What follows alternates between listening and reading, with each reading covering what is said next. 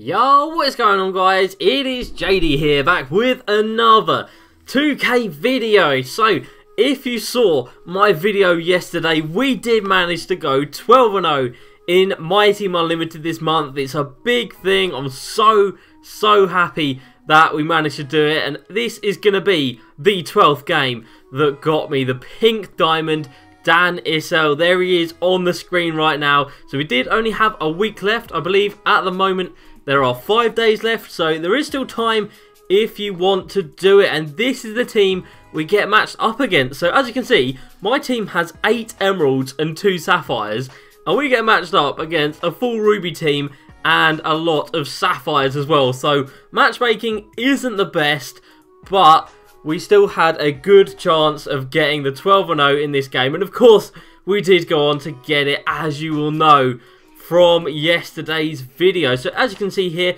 these are a quick look at my settings. I do go pretty quickly through them, but it is go over on the screen. It's tight on off-ball and on-ball pressure, and no help on screens. They're ones that I feel work the best. And then in-game settings, we go crash offensive boards and push the pace and step back pull up with Daniel Gibson for a 3 to start this game. And then on defense, crash the glass and stay home. So after all the settings are done, we can actually start getting into some offense. So Manute Bol in the pick and roll is pretty deadly, and that is why we have so many good shooters around on the court. Mo Peterson at the 2, one of the best emeralds in the game, even to this day right now. He was amazing at the start, and he still is incredible. Jason Richardson at the 3, again, a fantastic player, great at slashing, and a really good release on him as well. He's nice and quick as well at the 3, which is very nice indeed. And then Channing Frye at the 4, quite a slow release, so you do have to really get used to using him and nailing the release. But as we pull up for another 3 with Daniel Gibson, once you do have Channing Frye's release down, he can rain them down from deep. Some great reading there, putting Manute Bol in exactly the right position. We knew he was going to cover off the pass, but sadly we brick it. Manute Bol on the offensive boards, back to J Rich, and we brick another one. So even though we were up 10 early on, I was starting to think, oh god, this could go quite badly. But this guy, thankfully, no disrespect, but he was not the best of players. So even at this early stage, you could sort of tell that this was going to be quite a comfortable win. But obviously, I didn't want to just take anything for granted at this stage. Just to get an and one with Channing Frye. He's not great at driving, but when he does, he can knock it down. And he's got a great free throw rating as well. So if he does go to the line, he's going to be knocking down the shots.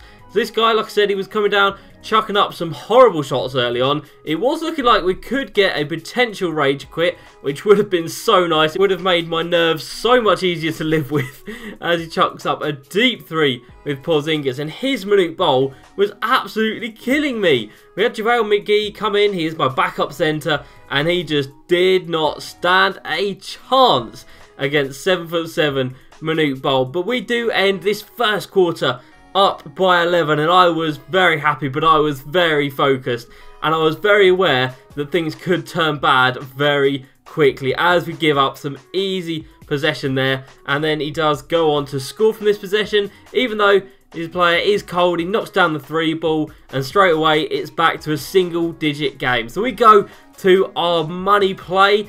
But do we need it here? Yes, we do. We do use it. So there's the punch, 35 loop, and as you can see, T-Mac gets wide open under the hoop, and that is the first of T-Mac's points this game. And let me tell you, he is the MVP of this team, especially in this game, but even in other games as well, and just in general. I would love him to start, but coming off the bench, he just seems so much more effective. Obviously, everyone's bench unit is weaker than their starting unit, so coming off the bench for him, he's playing up against lesser opponents.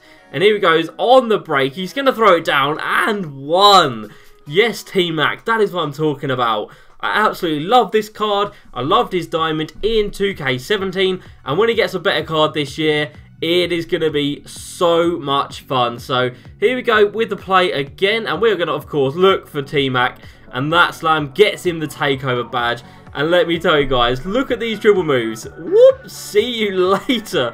Straight to the rim, draws a foul, gets the free throws. But his speed when he has the takeover is ridiculous. You can see there, he's 4 of 4 at this point, still with the takeover badge, even though he did brick that free throw. He is absolutely insane. He grabs a rebound here, and of course, running up the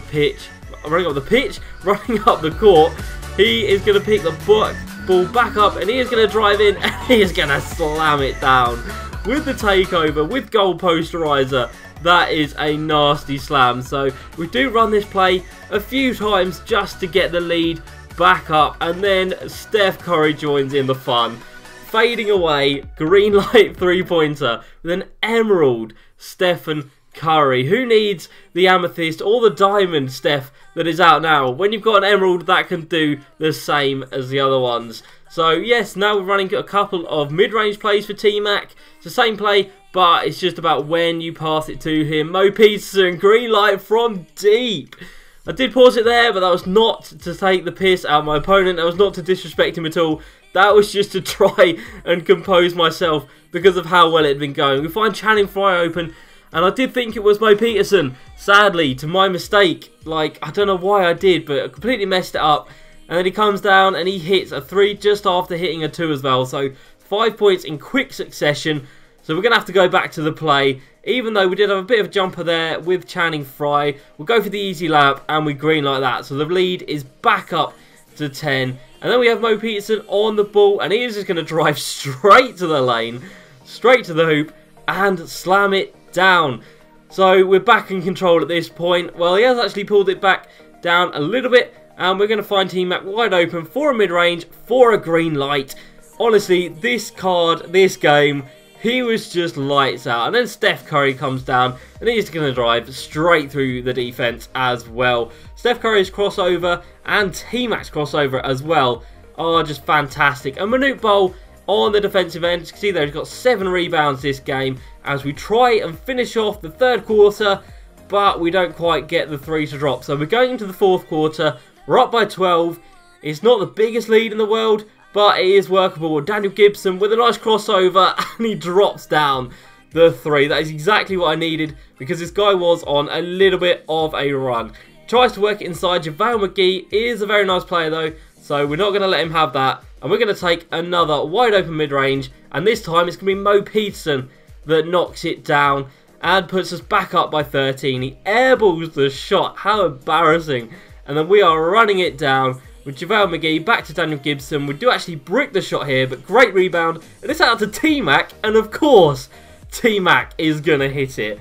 Honestly, guys, if you haven't tried his Ruby card, you need to. Here he goes. Oh, my God.